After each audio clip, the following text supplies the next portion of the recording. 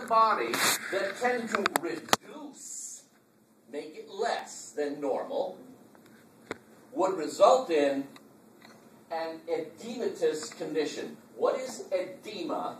Water somewhere. The accumulation of excess fluid in the interstitial fluid compartment. The accumulation of water outside the bloodstream in the tissue bed. Yes, no? So edema means more water than normal outside the bloodstream. As opposed to dehydration, which would result anytime you had a drop in blood pressure or an elevation in oncotic pressure. Ladies and gentlemen, dehydration is the movement of the fluid out of the interstitial fluid space into the bloodstream or out of the body. It means drying up the interstitial fluid compartment. Yes, no? Move water out of the interstitial fluid compartment. Okay, guys? Mm-hmm. Now I get to sit down and see what you know. Oh, God. Don't you kill me. Using those two corollary precepts, what I like to do is go back to chapter, 4 or 5, the integumentary system. Oh, my God. I started about a half hour ago telling you guys that where we are now, this discussion is now addressing principles that affect the cells, which make up tissues, which comprise organs, which are components of organ systems, collectively which make up the organism, yeah? And so we're going to go system by system, where it's appropriate, to just investigate and see what you remember, how you can apply what you're supposed to know about anatomy and physiology after having taken this course. Okay? So, when you started back in September, you built the organism. We built them.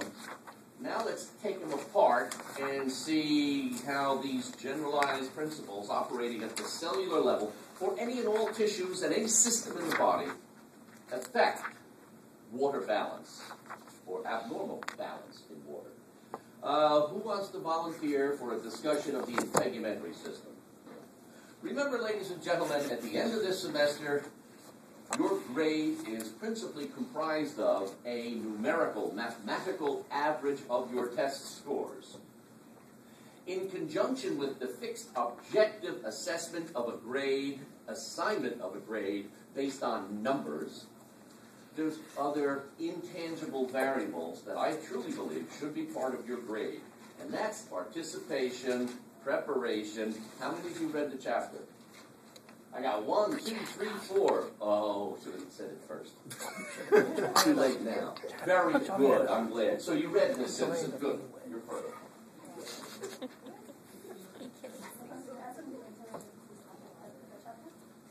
Chapter 5. First, or you want Torres to go? Chapter 5 integumentary.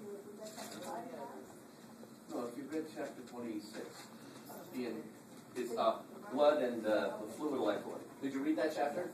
You understand the question? I understand the question, but we're going back to chapter 5. Mm-hmm. No. In your mind, we're going back somewhere in your cerebral cortex to see if you remember anything from chapter 5. I don't want you to go back and read the whole book.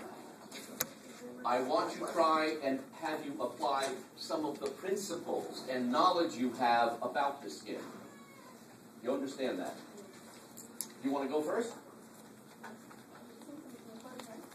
All right. The ancient translator. Whatever fluid electrolyte chapter. Somebody give me a number. 26? 26. How many read chapter 26? Put your hand Oh, that's better. So it's you now, Torres, the Simpson didn't. I won't vote. If this, Johnson, you want to try one? This Torres. Integument. Ms. Torres, what do you remember about your skin? What are the components of your integumentary system? Okay, now we have an epithelial,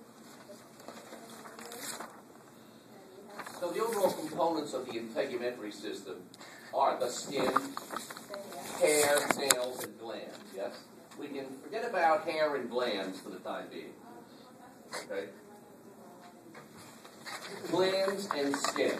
Now, what do you remember about your skin with its epithelial, subcutaneous, and layers?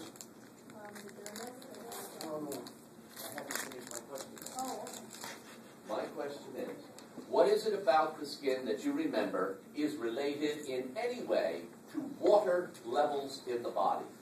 Okay, water secretes from the skin. No. Oh, all right. Water is secreted by the sweat glands, yes? And the more sweat you produce, the more water you lose. Very good. When are those glands most active? Most active when the temperatures are, you lose more water. So, in order to remain homeostatically, don't you have to take in an amount of water roughly equal to the water you're losing? Yeah? We lose water in our breath, in our feces, in our urine, and in our perspiration. So we're talking about the skin and perspiration, yes? Okay. We lose water. Why do we sweat?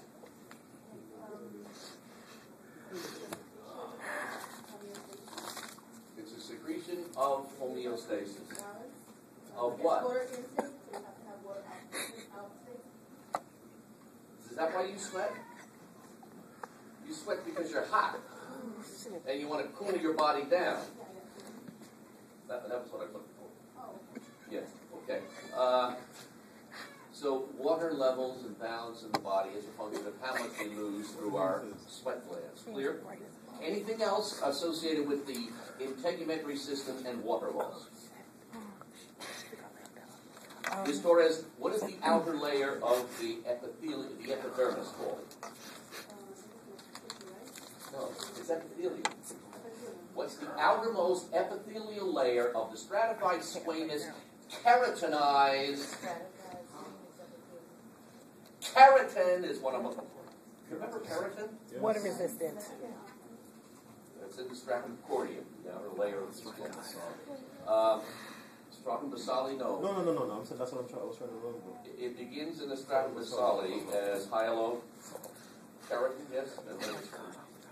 At any rate, when it finally reaches the outer level, you have this waterproofing stuff called keratin that your skin produces, yes, no? Mm-hmm. And the purpose of the keratin, the waterproofing effect, is not to keep you dry inside. It's not to prevent water from entering the body. It's to prevent water from leaving the body. Water should only leave the body through the skin via its sweat glands, right. Not the surface, yeah? Mm-hmm. That's why we have keratin. Life began in an aquatic environment. Our aquatic ancestors lived in water. They didn't have to worry about sweating to death. They were in water, yeah? As life moved out onto land, the amphibians, they survived out there, but they had to go back into the pond.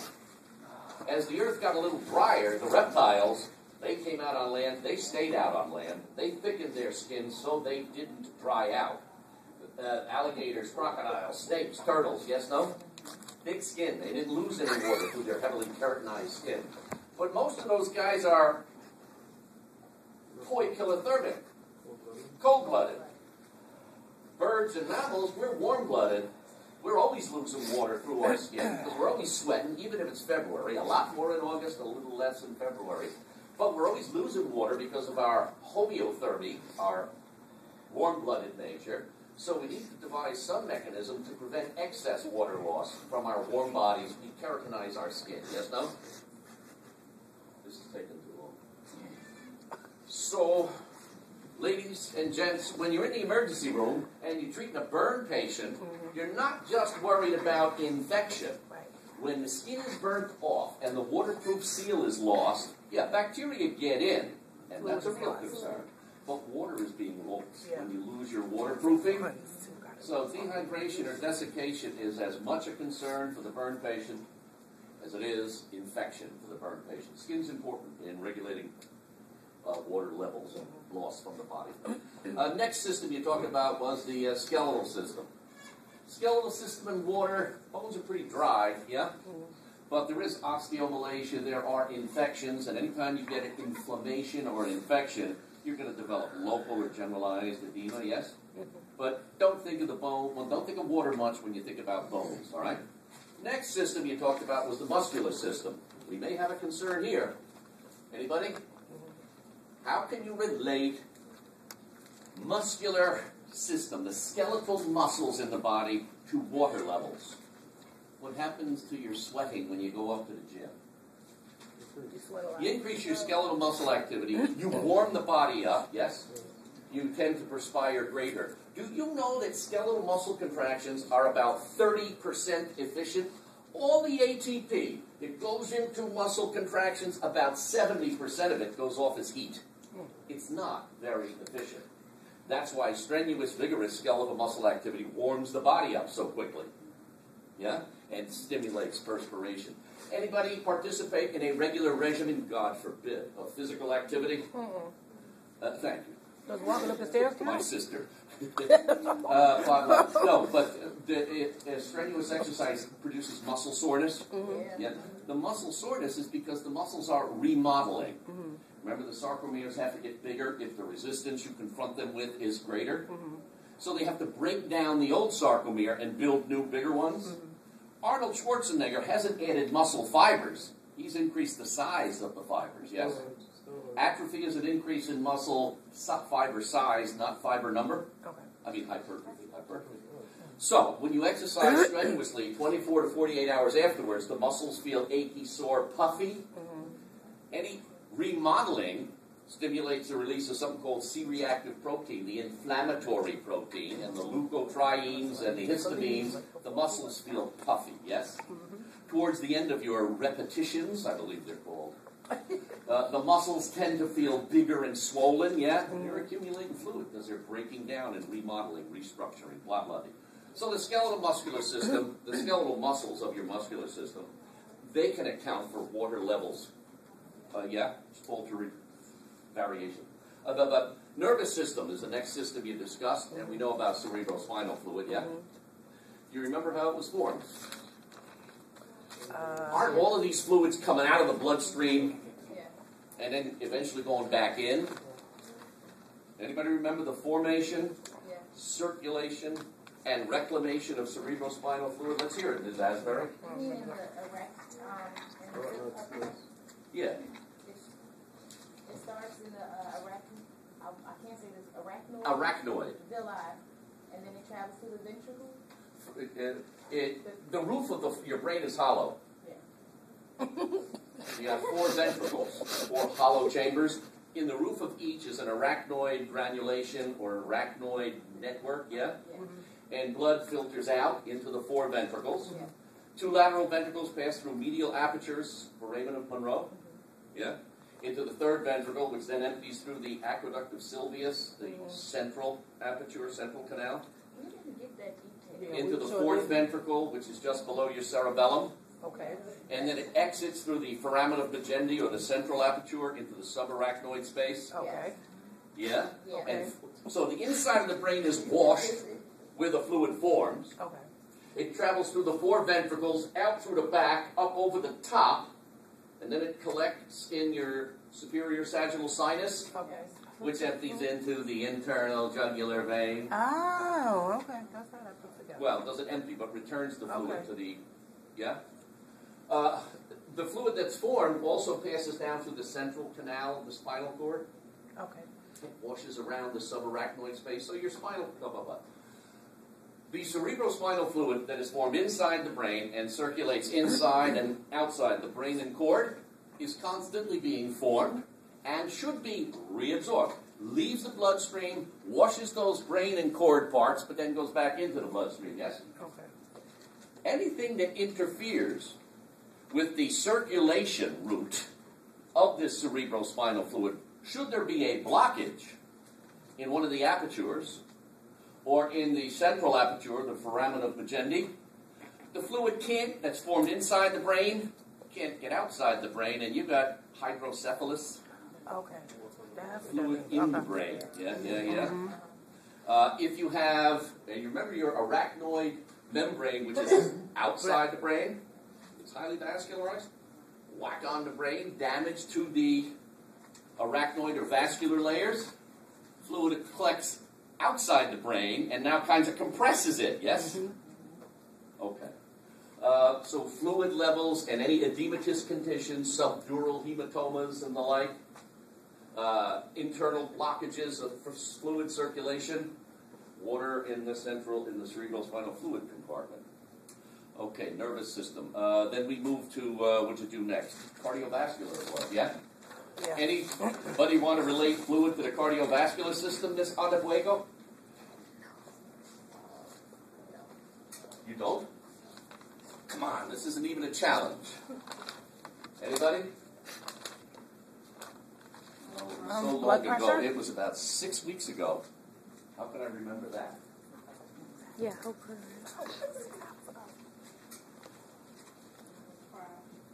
Good for you. Let me hear it. What do you know? Tell me what you know. Show me your stuff. Tell me what you know. Show me your stuff. Tell me about water and the cardiovascular system. Start with the blood. Blood pressure. Blood viscosity. Are those things? Yeah. Who taught you the cardiovascular system? All right, the cardiovascular system, certainly you can relate fluid levels to blood. Isn't blood principally water? Yeah. Yes, no? And if you have a low blood volume, you have thick blood and low blood pressure. If you're bleeding, if you're hemorrhaging, you're losing fluid from the body. Isn't blood pressure reduced? Yes. What is the consequence of low blood pressure in terms of tissue supply? Decrease. Yeah, oxygen supply, nutrient supply, waste recollection. Low blood pressure is not a good thing, yes? On the other hand, too much fluid. Failure to properly filter or eliminate fluid. High blood pressure, yes, no? And the consequences of that. Ladies and gents, well, I'll do that when I do electrolytes. Then we talked about the respiratory system, and you know, your air, the air you breathe contains water, yes? If you're hyperventilating, aren't you blowing out extra water? Aren't you drying yourself out? Yeah. If you're breathing slowly, you don't retain that much water, but you tend to dehydrate less readily, less frequently. Urinary system, anyone? Digestive system, anyone on water? That's stuff that should be fresh in your mind, yeah? Think of anything and everything you may remember about the respiratory, digestive, cardiovascular, urinary system, and each of those systems and their involvement in water levels. How water levels will influence the efficiency, the activities of those systems. Yes, no, maybe? And if you keep this in mind, anything that elevates effective filtrative pressure or lowers oncotic pressure. Elevated effective filtrative pressure. That's high blood pressure for sure. That's fluid retention. That's sodium retention. Yeah, those will all do that, yeah? Anything that lowers effective filtrative pressure, hemorrhage, yeah? Low blood volume. Polyuria, you're peeing a lot, you're not replacing your fluid, you lower your fluid pressure. And what do we have, 3 people reading this chapter? You guys, please, can I have just a little bit of a discussion, class discussion here. Students don't read anymore. They don't read a lot. Students don't read very much. Do you find that true of yourselves? Yeah. How much time, just randomly, anybody want to volunteer, do the individuals, any individuals, spend ditting on their little illuminated boxes? Texting, whatever that stuff's called. Communicating, staying connected. Yeah, every day. How many hours a day?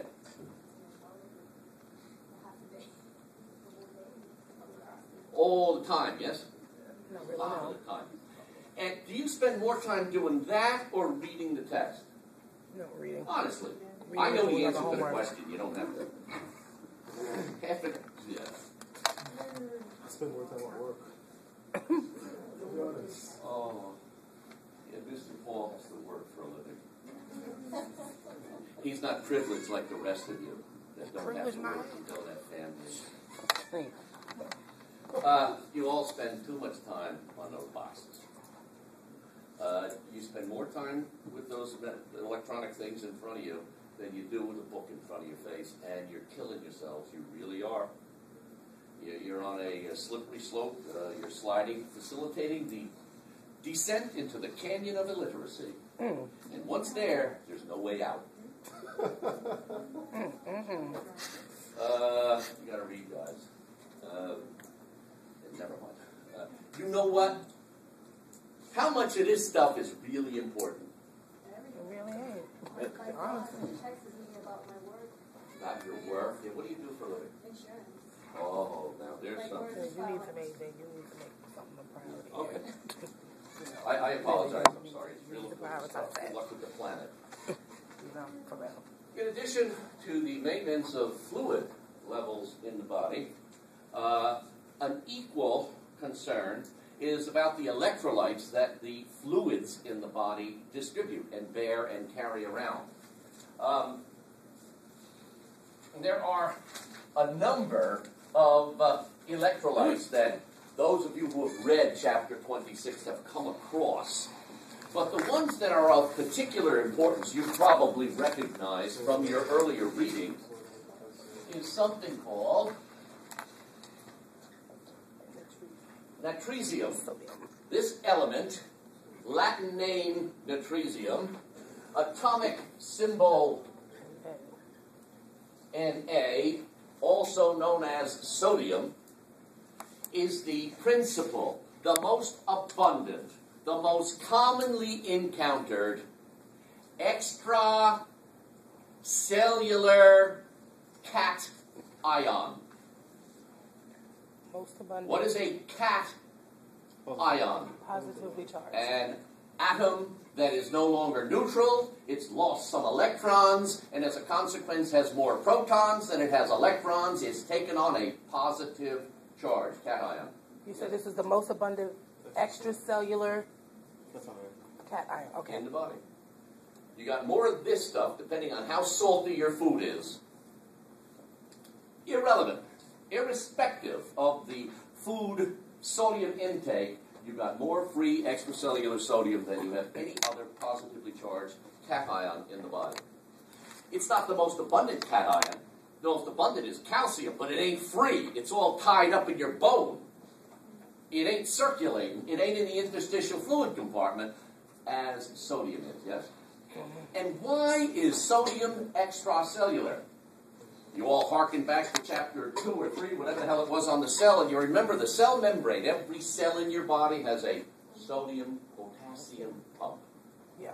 which segregates sodium to the outside and potassium to the inside of that cell membrane. Every time I attempt to go in, I enter the membrane, a carrier molecule hooks me up, and I get kicked out. I get escorted out. Every time Potassium Thompson tries to get out of the membrane, she's captured by a carrier who escorts her back in and keeps her inside the cell, yes?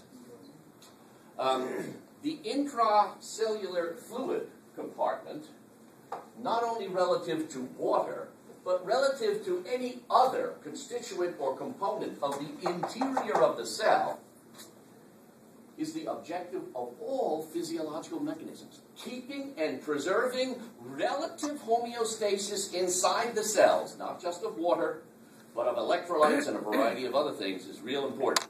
Yes? So, keeping me out of the cell, in large measure, is pretty important. But it's more important to keep the fixed levels of potassiums inside the cell than to worry about the extracellular sodiums. They're a problem, but there's not a greatest problem as a variation in the internal potassium levels would be. But we'll talk about that later. Sodium first. The most abundant, the most commonly encountered extracellular cation in the body. Where have you all, other than the sodium-potassium pump, which we now understand as the principal mechanism for making it extracellular, pumping it out, where have you seen sodium in your life? What roles has sodium played since you started reading chapter 2? Well, heard about the information in chapter 2 of this textbook. Where have you and I seen sodium since we met? Digestion. I don't know. You're right. Well, let's harken back to AMP1. Sodium-potassium pump. Is it muscle and nerve tissue? Aren't the membranes polarized? Oh, yeah. And the polarity of nerve and muscle cell membranes is real important for their normal irritability or activity. Isn't the conduction of a nervous impulse altering the permeability of the nerve cell membrane to sodium ions? Don't we create a negative charge and move it along, unit area by unit area, along the nerve fiber? That's what a nervous impulse is. An electrochemical wave of negativity, isn't it? Sodium moves in temporarily. It vacates the outside of the nerve cell, and the nerve cell now is depolarized, yes? Okay. Depolarization at that unit area shuts the pump down at all neighboring areas, allows sodium in, creates a negative charge. If I'm outside, and Paul is inside, there's more of me than there is him, yes? He's positive, and I'm positive, but there's less of him than there is me, so there's more positive charge outside because of my number, yeah? When I move in and join Mr. Paul, all the pluses are inside, none are outside, yes? So the membrane is no longer relatively plus. It's, in fact, quite negative by virtue of my absence, yes? That's called depolarization, yeah? Then you remember Mr. Paul sneaks out and brings his bony little potassium ass to the outside, returns a positive charge, but not as big as the one I had. That's repolarization, Okay. yeah? Then the pump gets turned back on, he gets pulled in, I get kicked out, we go back to our original segregated locations, yes? Yeah? Polarity, polarization. So nervous activity, muscular activity is certainly sodium dependent. Yeah? If the membrane at rest has Paul inside and Doyle outside, if any more Doyle accumulates outside, won't the membrane's potential increase? Won't the membrane become a little less sensitive? Yes? Yes. Thanks. The answer was yes. Okay. If there's less of me, if I lose weight, won't there be a little difference in our weight differences? So the membrane's polarity is lower, it's easier to depolarize, yeah? So, blah, blah, blah. So sodium levels are important in maintaining normal neuromuscular irritability. Anything else sodium does for you? Who does sodium travel with? Who's his partner? Chloride. 80% of the sodium ions are associated with a chloride ion. Sodium chloride is salt. Wherever salt goes, water follows. High sodium levels, high water retention levels. Water holds heat. When you boil the kettle for tea, doesn't that water remain hot even after you turn the gas off? Yes. Your body temperature is maintained because you're 60 to 70% water. If you're retaining more water than normal because you have more salt, you'll tend to be hot. Us fat guys sweat a lot. We hold more water than, well, and so on and so forth. Water levels. Where else have you seen sodium since you and I met? Somebody please say blood clotting. Oh, yeah, okay, yes. Okay, Let's somebody try it. please say pH, sodium bicarbonate. Yes. Buffering pH in the body, yes, no? So these are just a few of the things that sodium levels in the body are designed to normally maintain or preserve. God forbid we should have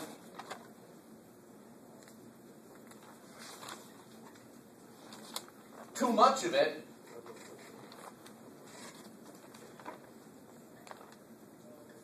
Or too little. When you get around to reading the text, you'll encounter the terms hyponatremia, hyper and hyponatremia. Yeah? Too much, too little, and the consequences of each.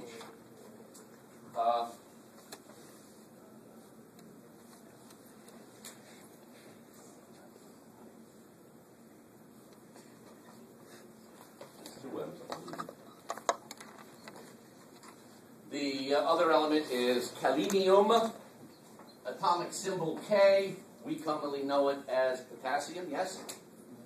We know a little bit about potassium now. It's the chief intracellular cation.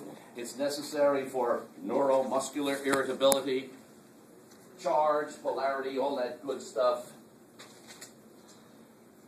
maintaining fixed potassium levels is more important than maintaining sodium levels.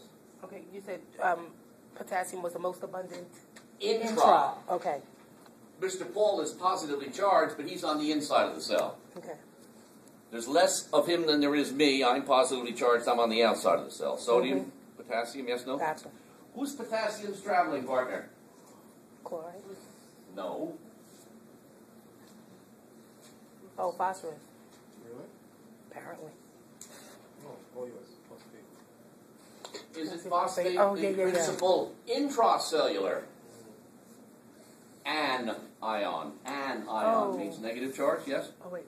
Potassium is positive. No. Potassium is positive. Positive. The Phosphate's phosphate is negative. Okay.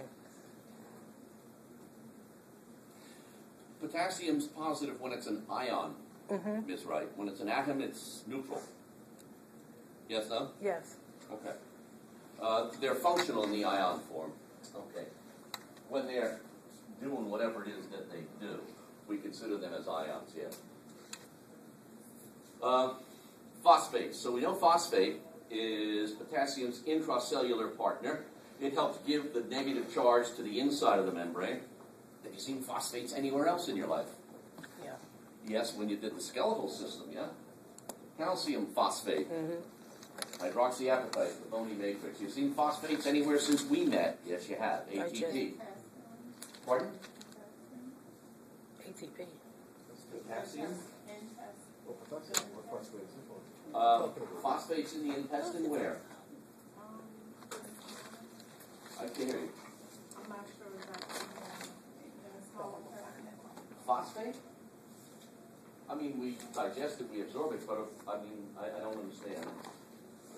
DNA. Phosphate in the mucus layer? I don't know that. We'll talk about the breaker after. I'm not sure what you're headed with that.